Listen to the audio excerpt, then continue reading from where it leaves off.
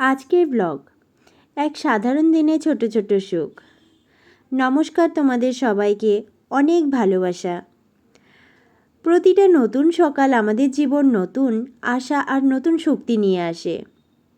জীবন যতই ব্যস্ত হোক, নিজের মানুষগুলোর জন্য ভালোবাসার যত্নই আমাদের এগিয়ে চলার শক্তি।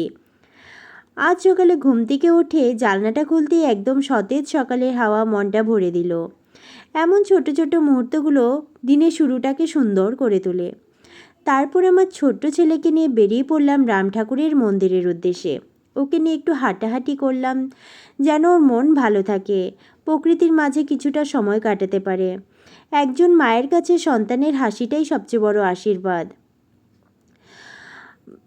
আজ দুপুরের জন্য আনা হয়েছিল টাটকা চিংড়ি মাছ, তাই ভাবলাম পটল দিয়ে চিংড়ি দিয়ে এক বিশেষ রান্না করা যাক।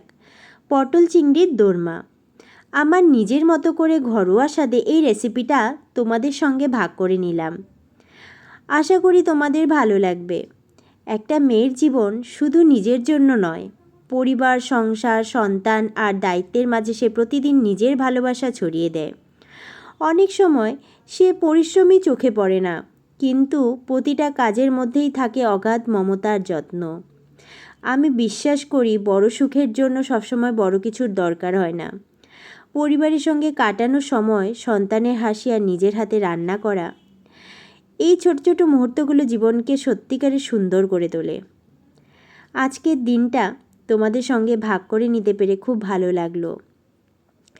যদি আমার এই ছোট ব্লগ তোমাদের ভালো লাগে তাহলে ভিডিওটি লাইক করবে, কমেন্ট করে জানাবে কোন অংশটি তোমাদের সবচেয়ে ভালো লেগেছে।